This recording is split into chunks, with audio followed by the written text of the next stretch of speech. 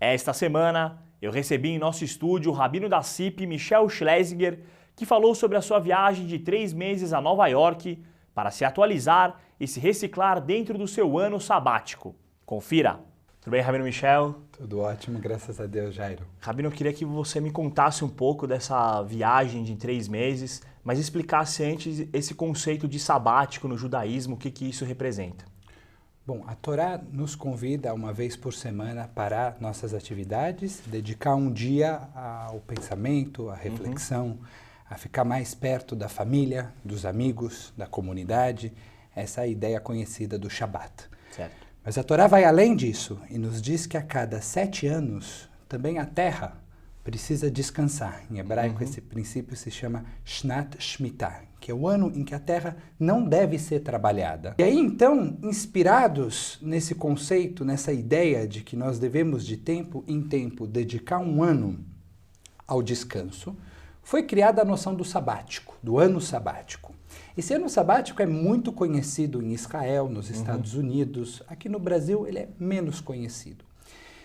E o conceito é de que alguns profissionais, principalmente aqueles que trabalham diretamente com pessoas e que precisam estudar, que precisam estar constantemente atualizados, devem, a cada 7 anos, sair do seu trabalho e então aproveitar esses meses de retiro para estudar, para se reciclar, para se atualizar. A questão de 1 ano e meio, eu procurei a diretoria da CIP, a minha diretoria, e falei, olha, eu tenho um projeto, eu tenho uma ideia de pegar o 7º ano como rabino da CIP, né? Esse é meu 7º ano como rabino da CIP, e como não seria possível tirar o ano inteiro, porque a demanda na CIP é muito grande, graças a Deus, tirar 3 meses, 3 meses sabáticos.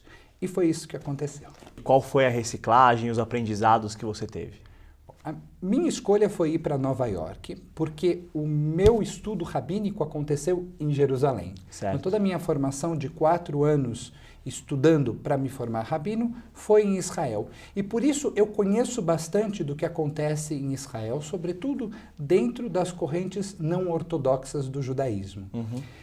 Depois de Israel, sem dúvida nenhuma, o judaísmo vibrante, criativo, interessante está nos Estados Unidos e, em especial, em Nova York. Então, a escolha pela cidade de Nova York foi porque eu acreditava, e no final se provou correto, de que lá eu poderia conversar com um número maior de pessoas, visitar um número grande de instituições, participar de vivências judaicas criativas, profundas, interessantes, que viessem enriquecer o meu trabalho aqui em São Paulo. E quais dessas vivências, dessas experiências que você acha que vai poder trazer para o Brasil? Alguma coisa que você pode contar para a gente de interessante nesses 3 meses?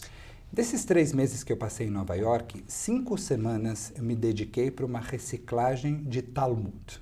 A minha maior paixão dentro dos estudos judaicos é a área da literatura rabínica. Eu gosto muito de estudar Talmud. Além disso, Jairo, o que eu fiz foi visitar diferentes instituições da comunidade e aí de diferentes correntes religiosas.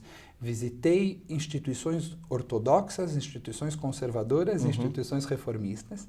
E cada vez que eu visitava uma dessas sinagogas, ou uma dessas escolas, ou um desses seminários rabínicos, eu entrava em contato com os profissionais mais importantes daquela instituição e marcava um bate-papo, uma reunião.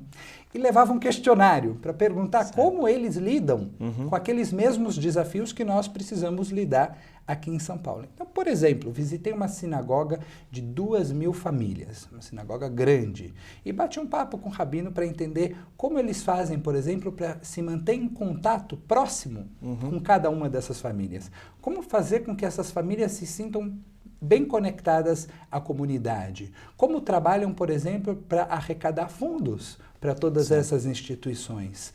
Essas foram algumas das perguntas que eu levei para esses profissionais dessas diferentes instituições judaicas e dessa maneira eu pude observar aquilo que nós fazemos aqui sendo feito por outras pessoas de outras maneiras e então poder aprofundar a minha experiência como rabino. O seu trabalho em São Paulo, a gente acompanha nesses 7 anos o trabalho com a comunidade judaica também, mas um trabalho de aproximação com as outras religiões, o diálogo interreligioso. Lá nos Estados Unidos foi possível fazer isso também? Sem dúvida. O diálogo interreligioso nos Estados Unidos atingiu níveis muito profundos e muito profissionais.